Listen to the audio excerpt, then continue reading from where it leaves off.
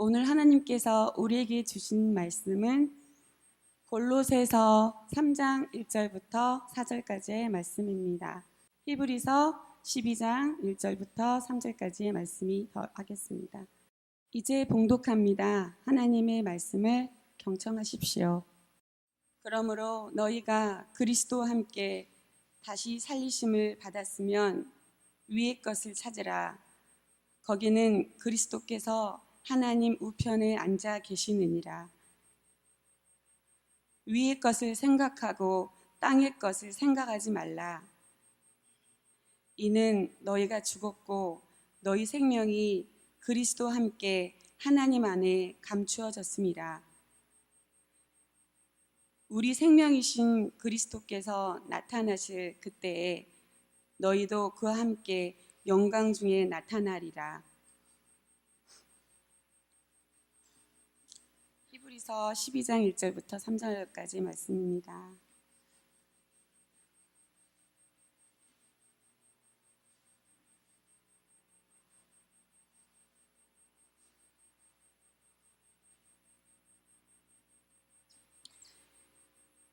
이러므로 우리에게 구름같이 둘러싼 허다한 증인들이 있으니 모든 무거운 것과 얼매기 쉬운 죄를 벗어 버리고 인내로써 우리 앞에 당한 경주를 하며 믿음의 주여 또 온전하게 하시는 이인 예수를 바라보자.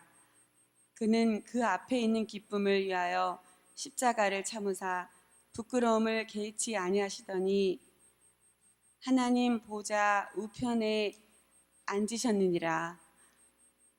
너희가 피곤하여 낙심하지 않기 위하여 죄인들이 이같이 자기에게 거역한 일을 참으신 일을 생각하라. 하나님께서 이 말씀을 통해 우리에게 은혜 주시기를 원합니다.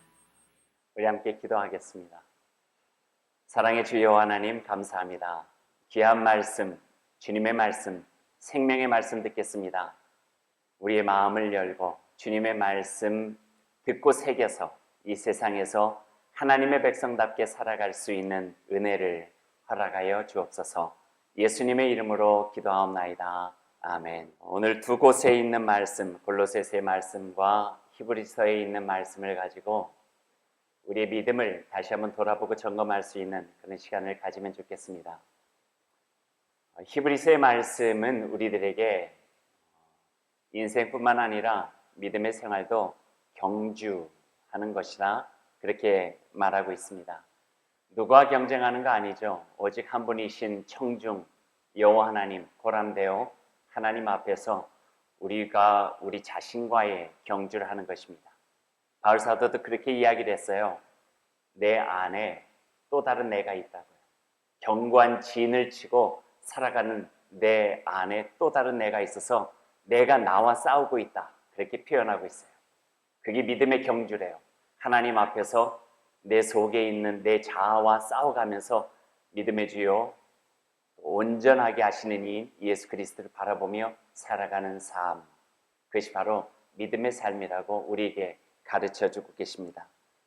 그 믿음의 경주를 잘 하기 위해서 오늘 골로새서와 히브리서의 말씀은 두 가지를 우리에게 권면하고 있습니다. 그래서 이 아침에 이 두 가지 믿음의 권면을 우리 마음속에 새기면서 여러분과 함께 인생의 경주를 믿음으로 한번 달려갈 수 있는 그런 계기가 되었으면 좋겠습니다. 첫 번째는요, 바라보고예요. 바라보라, 바라보자, 이렇게 히브리서를 통해서 권면하고 있어요. 오늘 성경 말씀입니다. 믿음의 주요 또 온전하게 하시는 이인 예수를 바라보자. 바라보는 게 중요해요. 눈을 맞추는 게 중요하죠. 아이를 키울 때도 그랬죠. 눈을 맞추면은요, 마음이 통하는 것 같아요. 말씀을 나누는 설교 시간에도 저희가 가능하면은 스크린을 사용하지 않는 것은 눈을 보기 위해서 그래요. 왜냐하면 눈을 서로 마주 보게 되면은 마음이 통해요. 스크린이 있으면은요, 저는 열심히 이야기하는데 저쪽만 다 보고 계시면은 그 마음이 이렇게 서로가 빗나가는 것 같은 그런 마음이 있어요. 오늘 이 말씀도 마찬가지예요. 예수를 바라보라, 그렇게 말씀하고 있어요. 근데 이것은 눈 맞춤만 이야기하는 것이 아니라 마음까지도 서로 맞추라 하는 거예요. 주님 예수 그리스도를 한결같은 마음으로 바라보며 살아가는 것이 이 세상의 믿음으로 경주하는 삶에서 매우 중요한 거라고 우리에게 가르쳐 주고 계시는 거죠. 넌센스 퀴즈 하나. 우리나라에 있는 섬 중에서 위험한 섬, 가장 위험한 섬이 어딜까요? 넌센스 퀴즈. 제가 멀미가 심한데 흑산도 가다가 멀미를 심하게 했어요. 흑산도가 위험할까요? 아니면은 아직도 가슴 아프게 남아있는 진도가 위험할까요? 어디가 위험한 섬 같아요? 위험한 섬은 외도. 바깥 외자에다가 섬도가 아니라 바깥 외자에다가 길도. 길을 벗어나는. 진리를 저버리는 거죠. 사랑을 저버리는 거예요. 그래서 그 위험한 외도를 가면 안 돼요. 신앙에도 외도가 있어요. 한결같은 주님 예수 그리스도 바라보며 살아가는 삶이 아니라 눈을 돌리는 거죠. 이거를 성경 안에서는요, 외도라 표현하지 않고 우상 숭배라 이렇게 표현을 해요. 위험하대요. 우리의 삶을 하나님 안에서 간직해 나가기가 어렵다, 그렇게 표현하고 있죠. 2절의 말씀을 조금 더 확실하게 우리가 알면 좋을 것 같아요. 믿음의 주요 또 온전하게 하신 이인 예수를 바라보자 하는 구절은요, 우리가 그냥 번성으로 읽으면은 믿음의 주요, 그 믿음의 주가 우리를 온전하게 하신다 생각할 수 있어요. 하지만 성경 말씀은요, 믿음의 주요 또 믿음을 온전하게 하시는 분인 예수를 바라보라 이렇게 말씀하고 계세요. 영어로 하는 걸 보면은요, Jesus, the pioneer and perfecter.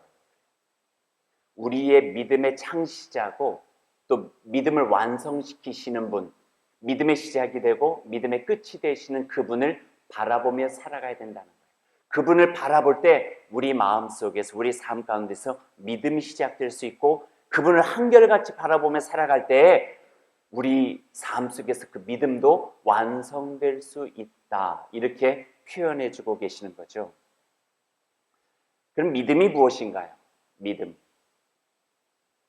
믿음이란 말을 정말 많이 사용하는 것이 교회고 우리인데, 그 믿음이 과연 무엇일까? 성경 안에서 조금 더 보죠. 믿음이라고 하는 단어를 히브리어로 하면은요, 에무나예요. 에무나. 이게 히브리어로 믿음을 뜻하는 거예요. 거기에서 아멘이라고 하는 단어도 나왔어요. 믿습니다. 진실로 그렇게 되기를 원합니다. 아멘이라고 하는 단어도 에무나라고 하는 이 단어에서 같이 연결이 되어졌어요. 제가 이 믿음이라고 하는 에무나 동사, 이 에무나에 대한 단어를 여러분에게 설명하기 위해서 좀 쉽게 이런 비유를 한번 해볼게요. 한국말에도 그런 게 있어요. 우리말에도. 예를 들자면은, 제가 만약에 여러분 앞에서 시원하다 그러면은 어떻게 받아들이세요? 제가 왜 시원하다고 그랬을까요? 단어의 뜻을 알려면은, 제가 시원하다고 한 그 말의 의미와 의도를 알려면은 상황이 필요해요. 상황. 예를 들자면은 에어컨 바람과 선풍기 바람이 오니까 시원하다 말할 수 있죠. 아니면 옆에 있는 목이 마른데 물을 한 잔 마시면서 시원하다 그렇게 말할 수도 있어요. 며칠 전에는 제가 설교를 준비하고 있고 책을 보고 있는데 저희 딸이 와서 이제 다시 갈 날이 얼마 남지 않아서 그런지 안 하던 안마를 해주더라고요. 그래서 참 시원하다 그랬어요. 아니, 따뜻한 국밥을 먹으면서도 시원해요. 그것뿐인가요? 우리가 목욕할 때도 시원하다 그렇게 말을 하기도 하고요. 또한 그것은 상황에 뿐만 아니라 내 삶에 있는 감정에도 연결되어져요. 속이 시원하신 경우 없으신가요? 썩은이가 빠진 것처럼 시원한 경우, 그런 거 있잖아요. 10년 체중이 다 내려가는 것처럼 시원한 경우도 있잖아요. 이것도 다 시원함이에요. 아니면은 조금 복잡해서 시원섭섭한 감정 같은 경우도 있고요. 그러니까 그 단어가 그 단어 속에 의미가 있는 것이 아니라 상황을 들여다 봐야지만 그 단어가 어떤 의미가 있는가를 알게 되는 거예요. 시원함이라고 하는 것은 삶의 전반적인 삶 속에서 나타나는 하나의 표현들이에요. 믿음에 대한 이야기를 해보죠. 에무나, 믿음이, 우리는 믿음이라고 하면은 믿음이 좋다, 믿음이 안 좋다, 믿음이 나쁘다, 믿음이 있다, 믿음이 없다, 믿음 생활 한다, 안 한다, 뭐 이렇게 표현을 하는데 되게 종교적인 부분, 교회에 연관되어진 부분, 하나님과의 관련되어진 부분에서만 우리들이 표현되어진다고 생각하는데 시원하다고 비슷해요. 이 에무나라고 하는 단어는 성경 안에서 일상적인 삶의 모든 부분 속에서 사용되어졌던 단어예요. 실질적으로 구약에 보면은요, 구약 성경 속에서 39권 중에 믿음이라고 번역되어져 있는 단어는 딱 하나예요. 그건 하박국서에 있는 거예요. 의인은 믿음으로 말미암아 살리라. 그 믿음, 에무나라고 해요. 그렇다고 해서 에무나라고 하는 그 믿음의 단어가 구약 성경에 한 번밖에 나오지 않느냐? 그거 아니에요. 구약에 보면은요, 50번 정도 나와요. 정확하게는 48번. 그리고 에무나의 원형적인 동사인 아민이라고 하는 단어는 20번 이상 나오기도 하고요. 그래서 그것을 쭉 찾아 들어가 보면은 그 말씀 속에서 삶의 정황 속에서 믿음이 어떤 색깔을 가지고 있고 믿음이 있다고 하는 것이 무엇이고 믿음으로 산다고 하는 것이 어떤 의미인가를 우리에게 보여주고 계시는 거죠. 제가 몇 가지만 소개해 드릴게요. 출애굽기 17장 12절에 있는 말씀이에요. 모세의 팔이 피곤함에 그들이 돌을 가져다가 모세 아래에 놓아 그가 그 위에 앉게 하고 아론과 훌이 한 사람은 이쪽에서 한 사람은 저쪽에서 모세의 손을 붙들어 올렸더니 그 손이 해가 지도록 에무나 내려오지 않는다. 그 손이 내려오지 않는다 하는 아주 일반적인 상황 속에서도 에무나, 믿음이라고 하는 것을 써요. 또 한 가지 성경 말씀 보죠.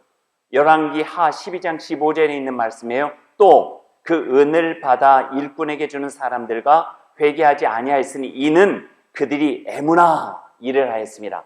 성실하다. 그럴 때 또 이 믿음이라고 하는 단어를 쓰네요. 역대상 9장 22절의 말씀도 있어요. 택함을 입어 문지기 된 자가 모두 212명이니 이는 그들의 마을에서 그들의 계보대로 계수된 자요 다윗과 선견자 사무엘이 전에 세워서 이 에무나 이렇게 써 있어요. 직분을 맡겼다. 어떤 일을 맡긴 자다. 이렇게 표현해요. 이거는요, 세 가지 성경 말씀만 보더라도 첫 번째 모세의 이야기에서는 지속적으로 견고한 삶을 말할 때 믿음을 이야기해요. 두 번째는 성실하다 할 때 믿음을 이야기해요. 또 직분을 맡길 정도로 신뢰할 수 있다라고 말할 때도 이 믿음, 에무나를 사용해요. 또 에레미야 5장 1절의 말씀도 있어요. 너희는 예루살렘 거리로 빨리 다니며 그 넓은 거리에서 찾아보고 알라 너희가 만일 정의를 행하며 에무나 진리를 구하는 것 진리를 구하는 자를 한 사람이라도 찾으면 내가 이 성을 용서하리라. 거기도 에무나. 이 말은 무슨 의미일까요? 이쪽 보세요. 저쪽 보지 마시고. 다 나왔어요. 시원함과 비슷해요. 물이 시원해서 시원함, 바람이 시원해서 시원함, 속이 시원해서 시원함, 일상적인 단어인 것처럼 믿음이라고 하는 단어도 어떤 특별한 교회 생활과 종교 생활에만 사용되어지는 단어가 아니라 하나님의 마음이 우리 마음에 있음으로 인하여 하나님의 사람임을 그 마음속에 인식하고 사랑하면서 그 생활 속에서 나타나는 전반적인 모든 삶이 믿음이라는 거예요. 그러니 교회에서 믿음이 있다, 없다 뿐만 아니라 한 가지 일, 아주 작은 일, 아주 큰 일, 모든 것에서 참 믿음이 있어. 참 신실해. 견고한 믿음을 가지고 살아가. 성실함을 통해서도 믿음이 보여질 수 있고요. 지속적인 변화무쌍한 환경에서도 변하지 않는 그 한결같은 마음을 통해서도 믿음을 볼 수가 있고요. 충성된 모습을 통해서도 믿음을 볼 수가 있고요. 그 마음에 진리를 향한 그 마음을 보면서도 믿음을 볼 수 있고요. 이것뿐만 아니에요. 모든 곳에서 믿음이라고 하는 부분들은 나타나고 있다 하는 말씀입니다. 믿음의 주요 또 온전하게 하신 이인 예수 그리스도를 바라보자 하는 것은 우리들의 교회 생활만 이야기하는 거 아니에요. 하나님만 바라보는 거 아니에요. 하나님을 내 마음에 품고 이 세상에서 주님 예수 그리스도가 시작하시고 주님 예수 그리스도가 이 땅에서 완성시키시는 그 믿음의 삶을 통하여서 이 세상을 변화시키고 이 세상을 점점 더 아름답게 만들고 이 세상 내가 살아간 지금 여기에서 하나님의 그 마음을 품은 자로서 살아가는 그 귀한 삶을 바로 믿음의 삶이라고 표현하고 있는 거죠. 그래서 믿음이 있다, 믿음이 없다, 믿음이 참 크다, 믿음이 참 적다. 믿음을 가지고 살아간다 하는 것은 넘어진 아이를 일으켜주는 데에서, 치매 걸린 할머니의 집을 찾아주는 데에서, 하기는 싫지만 옳은 일이고 복된 일이기에 기꺼운 마음으로 하는 데에서, 내게 함부로 한 사람들을 용서하는 마음에서, 거칠고 힘든 삶이지만 그 환경에 매몰되지 아니하고 자기를 이렇게 세워서 자기에게 생명 주시고 뜻을 주신 그 하나님을 생각하며 살아가는 모든 삶을 통해서 그 믿음의 모습들은 드러나게 되고 표현되어지고 살아가게 될 수 있다는 말씀이에요. 이게 다른 말로 이야기하면 믿음의 삶이고 또 다른 말로 이야기하면 호람되어 우리들이 참된 신앙의 삶이죠. 우리는 그와 같은 삶을 살아가야 될 줄로 믿습니다. 그런 믿음의 삶을 살아가십시오. 두 번째 이야기하죠. 두 번째는 생각하라, 생각하라. 첫 번째가 바라봄의 신앙이었다면 두 번째는 생각함의 신앙, 생각하는 신앙이에요. 생각하세요? 생각하며 사시죠? 하루에 몇 가지나 한다고요? 5만 가지. 5만 가지 쓰잘데없는 생각 하지 마시고 여기서 생각하라는 것은 예수 그리스도 안에서 아까 말씀드렸던 믿음의 주 또 온전하게 하시는 이인 예수 그리스도 그분을 생각하는 거예요. 그러니 그분에 대한 생각은 우리의 삶의 전반적인 생각. 나에게만 이루어지는 일이 아니라 내 밖에서 이루어지는 일이라 할지라도 하나님의 관심을 가지고 있는 일이라면 생각하는 거예요. 하나님의 눈길이 그 머무는 그곳에서 가지고 있는 일들을 우리가 함께 생각해 나가는 그 생각이 중요하다는 거예요. 오늘 골로새서의 말씀은 이야기를 하고 있죠. 우리들이 땅에 발을 붙이고 살아가고 있지만 땅의 것만 생각하지 말라. 위의 것을 생각하라. 하늘의 것을 생각하라. 하늘을 바라보며 하늘의 마음을 품고 이 세상을 바라보라 하는 거예요. 저 피한적인 세상의 마음을 두고 살아가라는 것이 아니라 하나님의 마음을 품고 이 세상에서 우리들이 온전하게 살아가는 그 삶이 우리에게 주어졌다고 하는 것을 우리에게 말씀해주고 계시는 거예요. 예수님의 말씀도 있어요. 들의 백합화가 어떻게 자라는지 생각하여 보라. 생각 있는 신앙을 가져라 하는 말씀이죠. 그냥 지나치지 말고 들에 핀 백합 하나도 어떻게 자라는지 생각하여 보라. 오늘 있다가 내일이면 아궁이에 던져질 들풀도 하나님께서 이렇게 가꾸시는데 하물며 사람이랴 하물며 너희들이랴 하나님께서 얼마나 사랑하고 계시는지 한번 생각해보라. 그럴 때 우리는 지치지 않는 거예요. 그럴 때 일어날 수 있는 거예요. 그럴 때 상황에 매몰되지 않는 거예요. 결과에 연연해하지 않는 거예요. 나의 실패 속에서도 실망하지 아니하고 실패를 넘어서서 십자가를 넘어 참된 부활의 첫 열매가 되신 예수 그리스도 그분을 붙잡고 다시 일어날 수 있는 용기를 가질 수 있게 되는 거예요. 왜냐하면 예수님을 생각하기 때문에. 예수 그리스도께서 이기신 이 땅에서 승리된 삶을 생각할 수 있기 때문에 예수 그리스도의 자비와 그 사랑으로 우리에게 주신 그 생명을 다시 한번 생각해 보기 때문에 그러한 거예요. 오늘 히브리서 12장 3절의 말씀을 보면은요, 조금 더 구체적으로 이야기해요. 너희가 피곤하여 낙심하지 않기 위하여 죄인들이 이같이 자기의 거여간 일을 하신 참으신 일을 생각하라. 이거를 좀 축약하면은요, 생각하라. 왜? 너희가 피곤하여 낙심하지 않기 위하여. 생각하지 않으면 피곤해요. 여기서 피곤하다는 것은 일상적으로 하는 말보다는 우리를 지치게 만든다. 예수님 생각하지 않잖아요? 지쳐요. 무기력해져요. 예수님 십자가의 은혜를 내 마음에 깊이 생각하지 않잖아요? 피곤해요. 낙심돼요. 삶에 희망이 없어요. 꽉 막혀가지고 뚫고 나갈 틈이 보이질 않아요.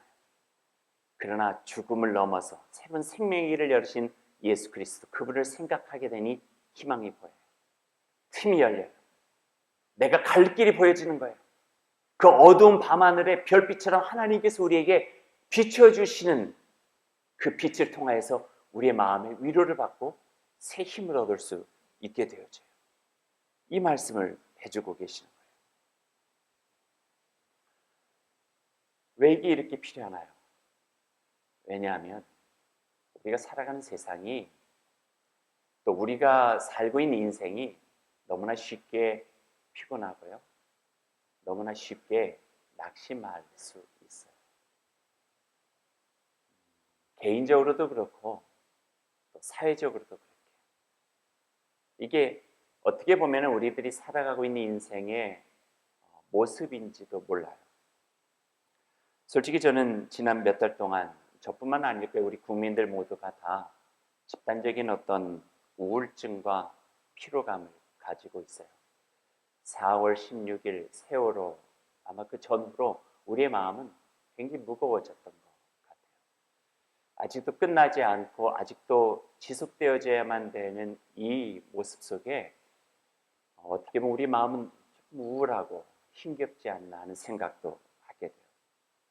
특별히 지난 한 주간 저의 마음도 그렇고 여러분의 마음도 참 답답하고 힘들지 않았나 하는 생각을 해보게 돼요.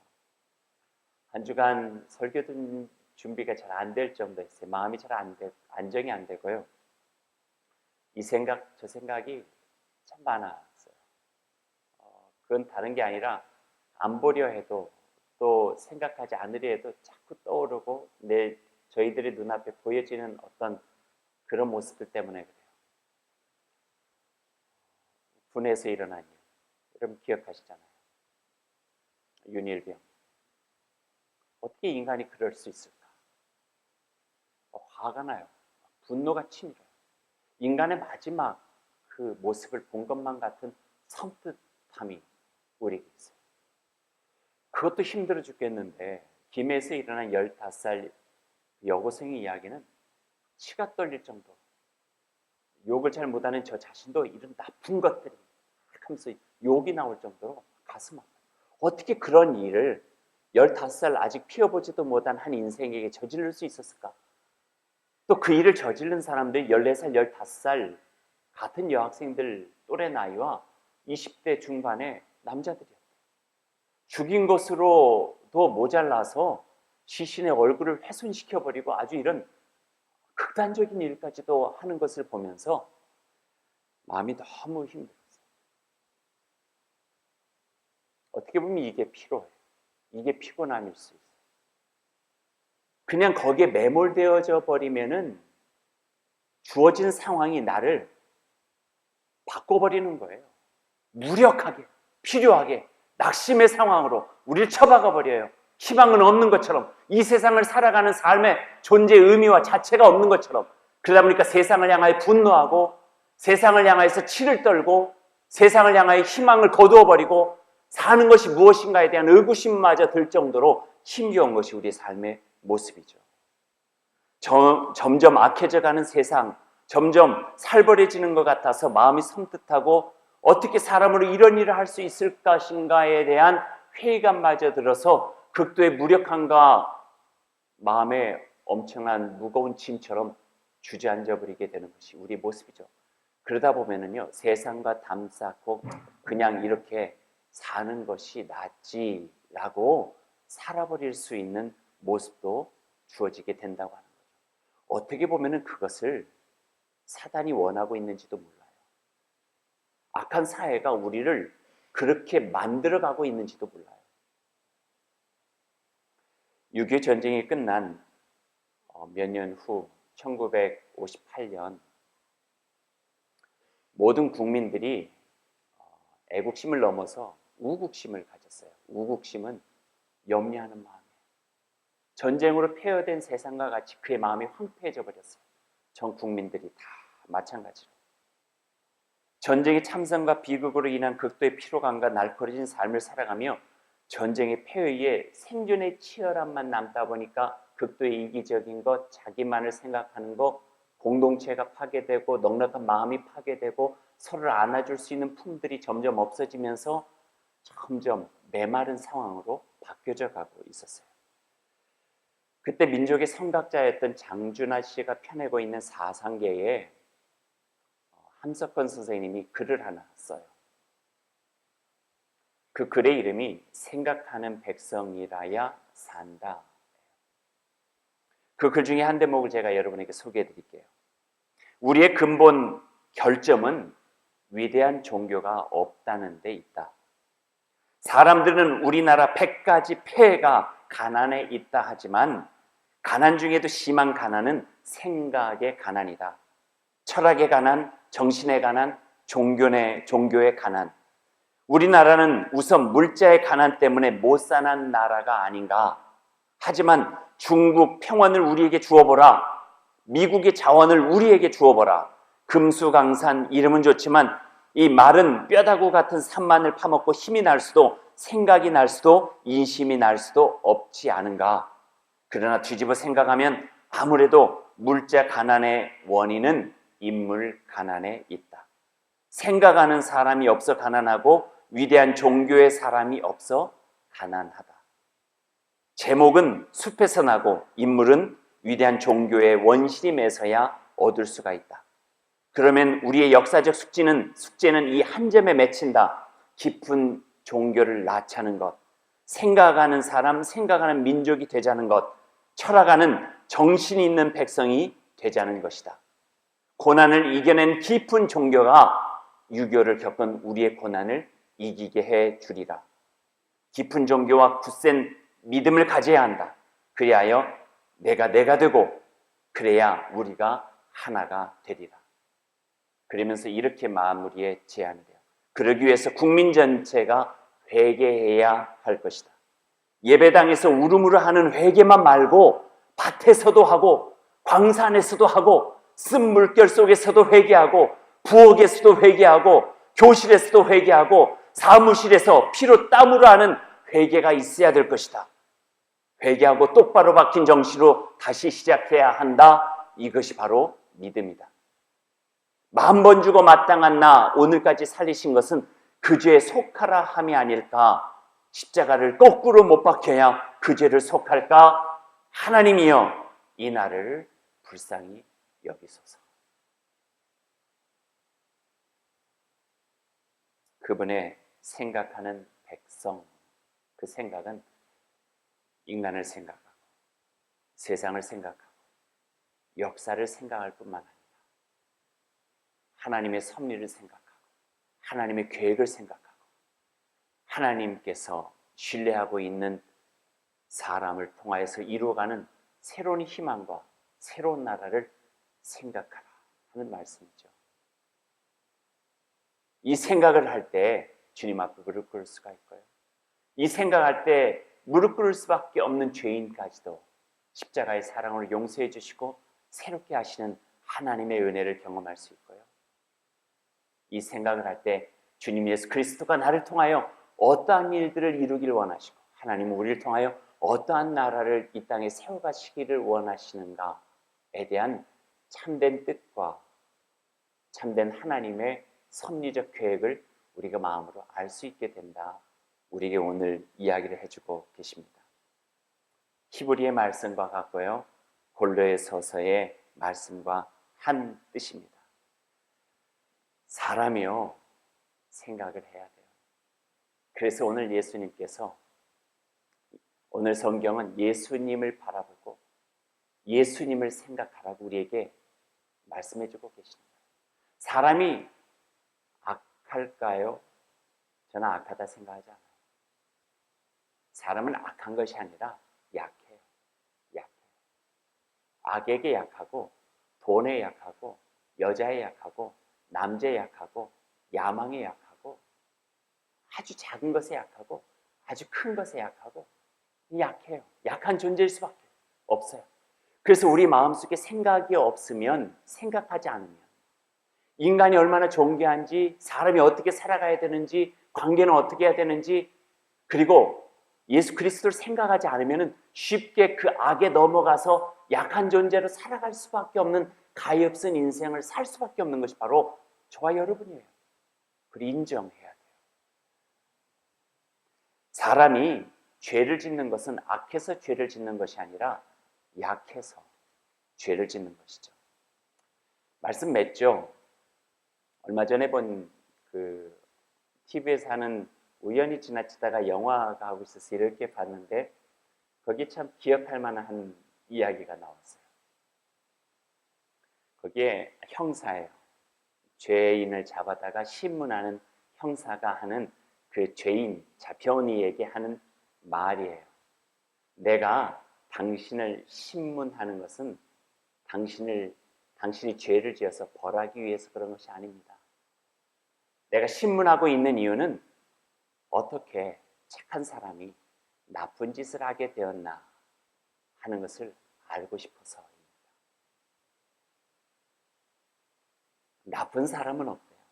착한 사람인데 나쁜 짓을 했대요. 약해서. 그래서 약해질 수밖에 없는 세상에 우리는 생각해야 돼요. 약해질 수밖에 없기 때문에 예수 그리스도를 바라봐야 돼요.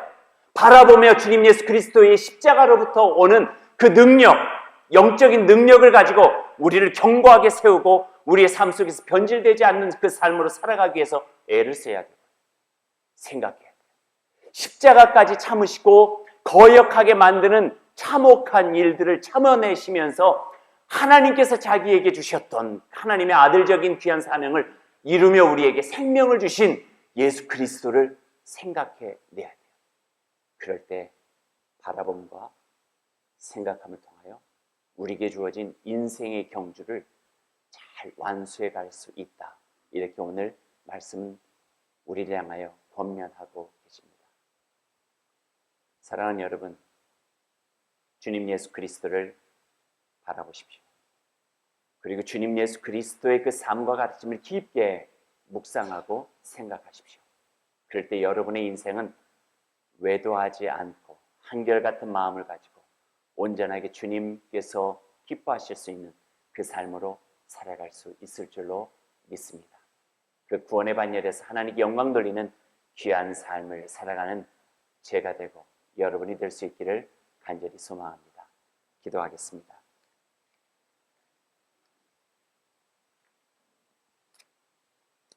조용히 마음 모아서 기도하죠.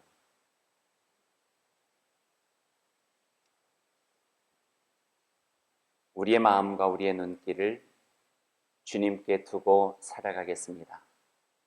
이 마음을 여러분 우리가 함께 갖기를 원합니다.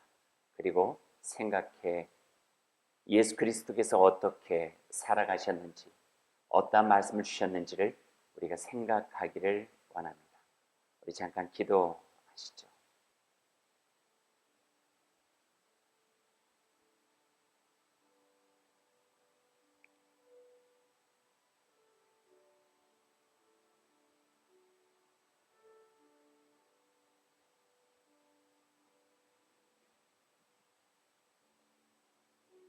사랑하는 여러분, 히브리서 11장과 12장은 믿음을 가지고 살아가는 우리를 권면하고 계시는 하나님의 말씀입니다.